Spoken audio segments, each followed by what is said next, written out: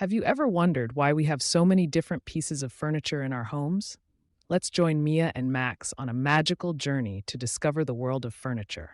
First stop, the living room, where comfy sofas invite us to sit and share stories. Oops, Max didn't know that chairs have feelings too, until he learned to sit gently. In the kitchen, Mia discovers that tables are not just for eating, but for creating too.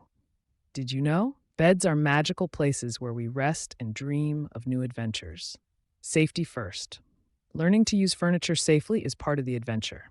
Shelves hold our treasures, from books to toys, keeping our memories safe. Every piece of furniture has a story. What's your favorite furniture story? Join us next time as Mia and Max explore the outdoors, where even nature has its own furniture. Remember, every chair, table, and bed has a purpose, just like every one of us. Learning about furniture isn't just educational, it's a way to make our homes happier and safer.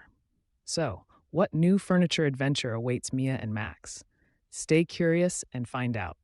Together, we've learned that furniture is more than just objects, they're part of our lives. Thank you for joining us on this wonderful journey. Keep exploring and learning every day.